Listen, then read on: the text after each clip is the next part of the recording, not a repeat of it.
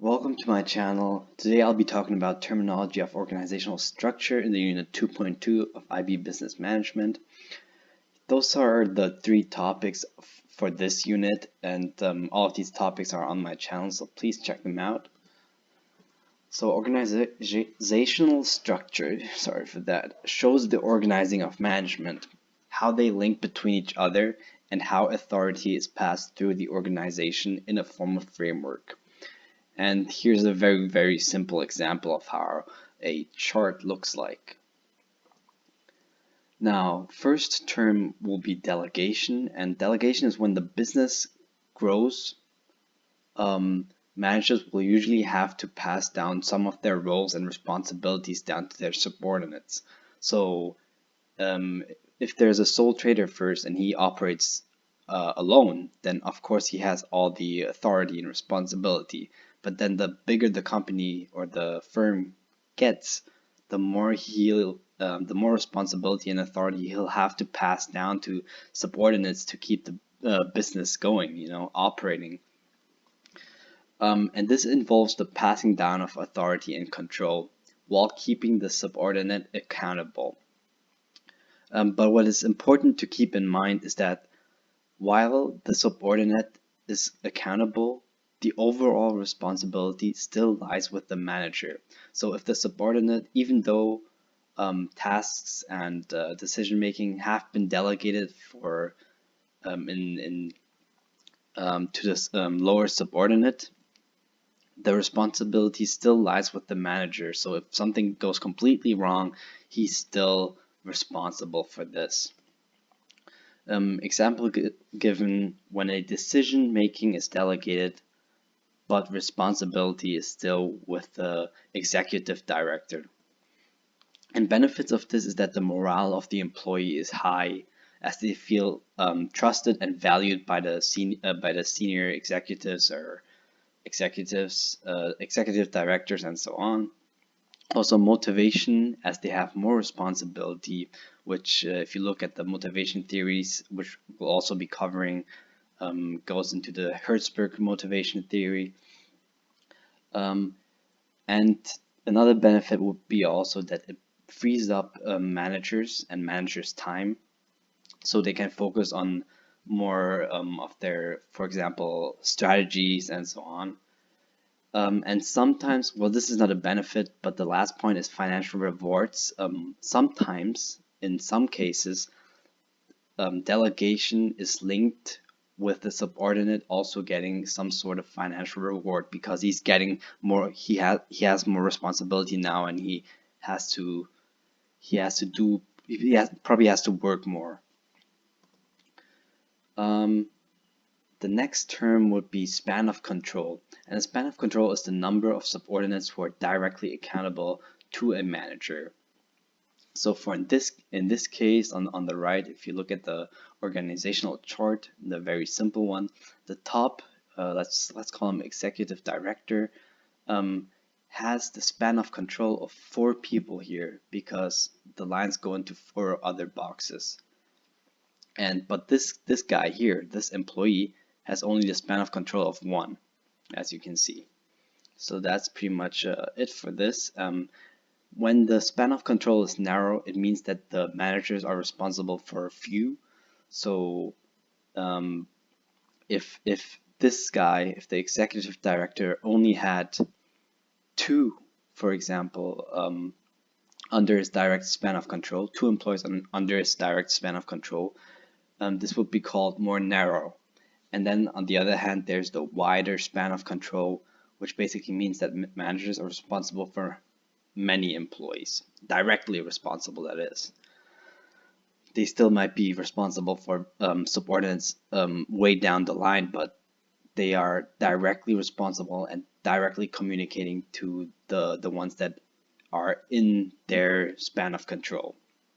Also, wider span of control calls for stronger leadership and clear lines of communication, because the executive director now has way more people or employees to talk to and to manage. Also, fewer managers. Well, a wide span of control also means that there are fewer managers, which may lower costs. The next term is delegation. And delegation is pretty much when the business grows, managers will have to pass down some of their. Wait, hold on. Did we do this already? We did. All right. So the next one would be levels of hierarchy. That's pretty simple. It refers to the layers of formal authority, usually presented in a diagram or chart. So in this case, we have 1, 2, and 3 layers or levels of hierarchy, you could say. And in a tall organizational structure, meaning the organizational structure goes is very, tall, very long. With narrow span of control, usually have many levels. That will make sense because if it's very long, it will have a lot of levels. And then flat organizational structures with wide spans of control, so they are horizontally long, usually have fewer levels. Next term is the chain of command, which is a pretty important term, and this is the vertical line of authority that tells you how responsibility and decision are passed down the levels. So in this case, the vertical lines, so it's this here, those lines here, 1, and then it goes to here, here, and here, and here, and that's how you see that he can pass down the responsibility and decision making to these employees or subordinates. The clearer the chain of command, the more effective decision making and communication tends to be. That's just something that the IB lists. So if you, as an executive director, have clear and direct lines or chain of commands, also throughout the organization, the whole decision process makes is more effective. Also, fewer levels of hierarchy means shorter chain of commands. If you think about it, if it's very short, if you look at it vertically and it's very short, then the chain of command, the total chain of command will be not as long. And then one of the key concepts with organizational structure and in organizational management overall is centralization.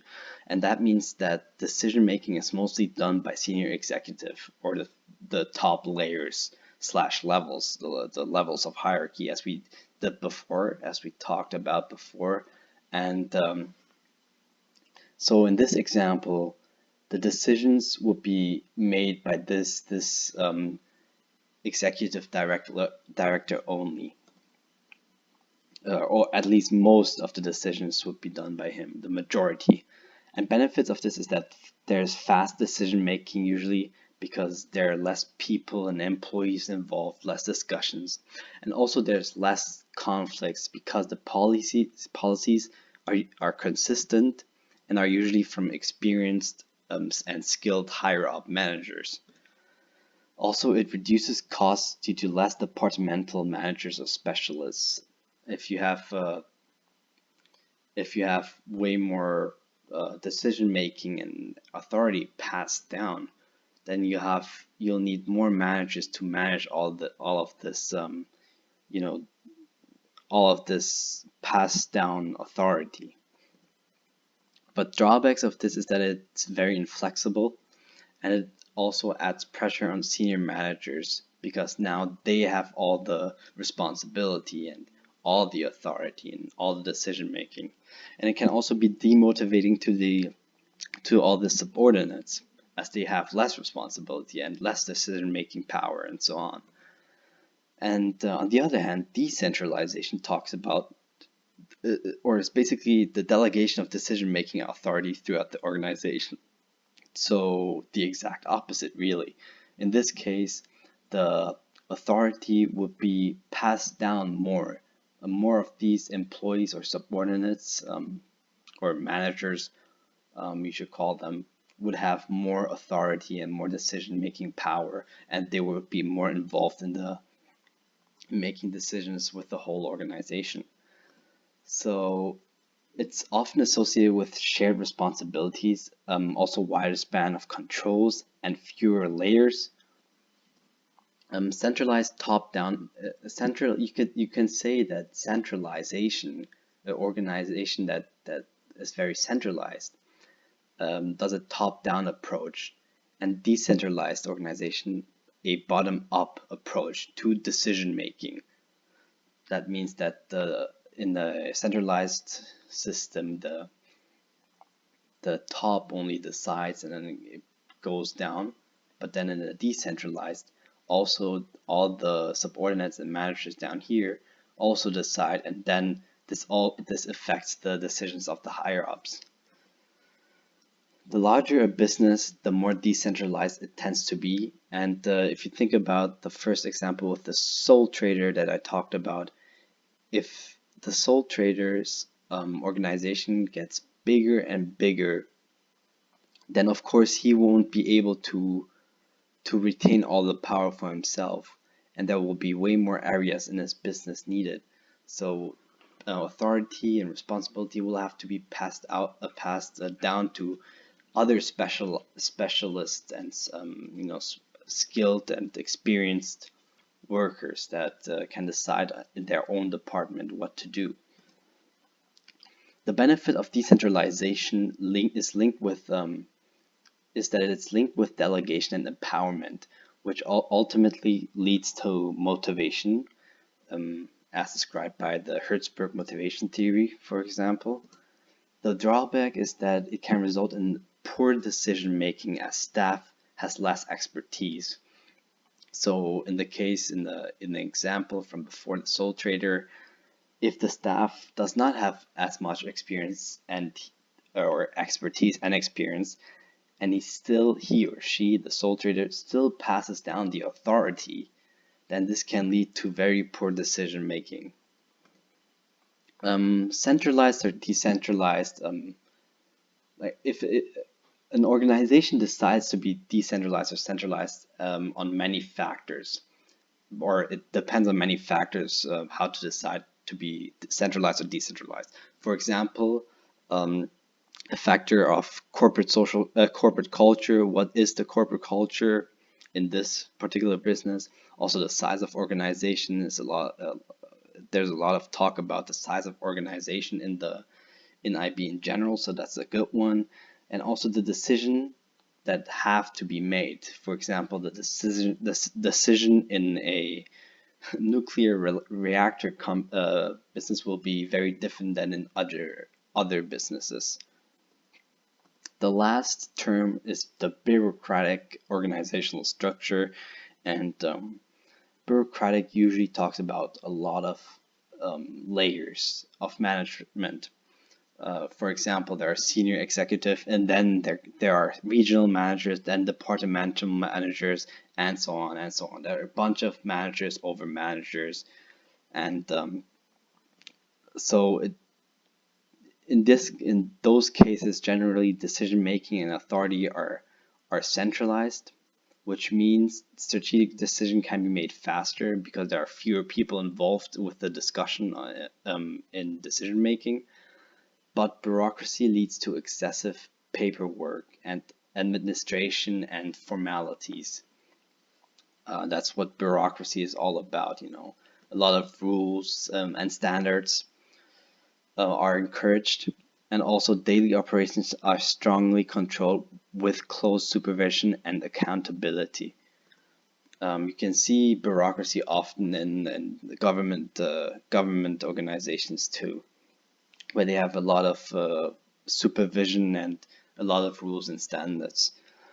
It also often means that they are slow to react to changes, especially changes in the external environment.